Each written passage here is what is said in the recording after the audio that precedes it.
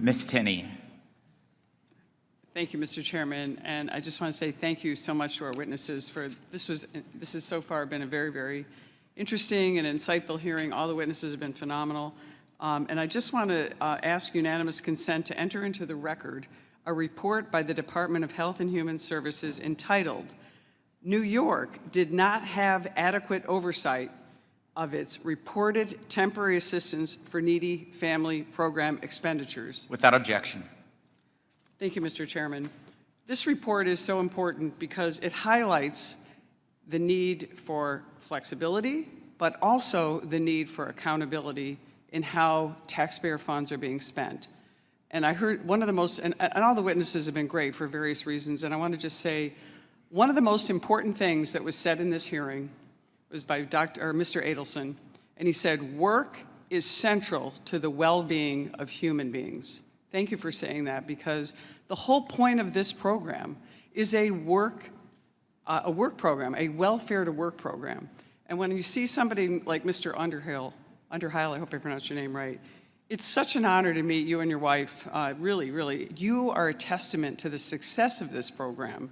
You are someone who've been through tough times. The TANF program has given you an opportunity, you and your family, and you're a true inspiration, and your wife, to raise your children, to do what you've done, to overcome. And I echo the sentiments of Ms. Moore. You should be continuing to help other people where this program has worked. Unfortunately, states like New York spend so much of the taxpayer dollars on are not accountable. Our own federal government has looked at New York and said that they have not adequately documented the uses.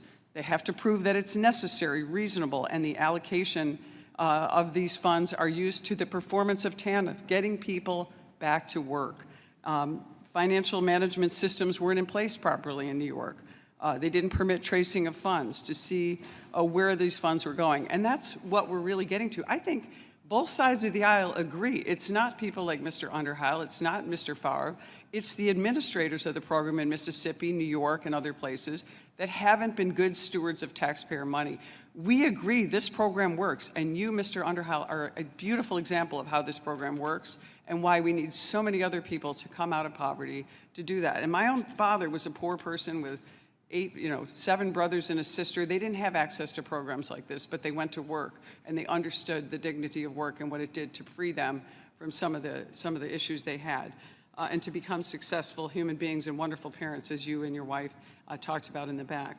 I just want to first, though, say something a little bit about what we're doing on this. And under current law, TANF does not include a requirement that federal funds be used to supplement existing state spending. That is, states can use federal TANF funds to finance activities that previously had been state and local responsibilities.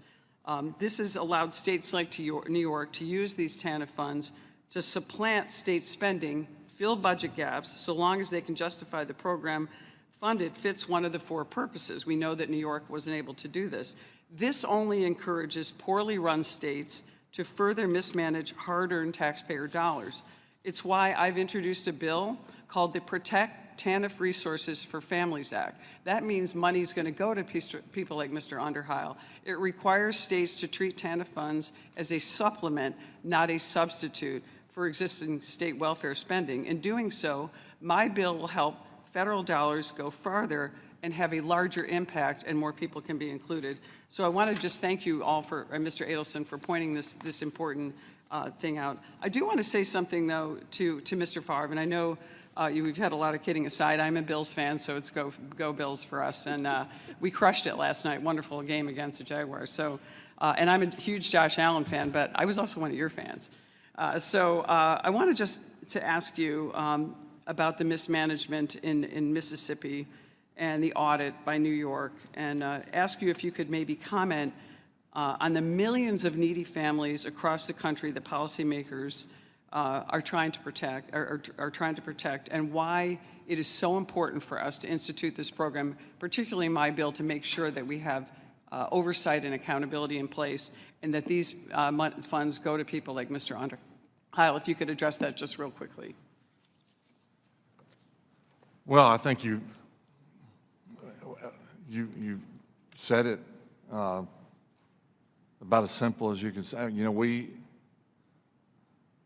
need to get the funds to the people who absolutely need them. And our federal government, you guys, are the ones that can get that done. You know, it's sad what's happened in Mississippi, not only to me, but to the many children that have had to suffer because of it. And as I said earlier, you know, I'm not the smartest person in the room, and there's been a lot of things that have been tried, but the oversight has got to improve. Absolutely has to improve. I think mechanisms have been in place, or seemingly have been in place, but for some reason they have failed in a lot of states. And you know, I don't know if we need to do more programs or just clean up what we have, but the oversight is certainly very important.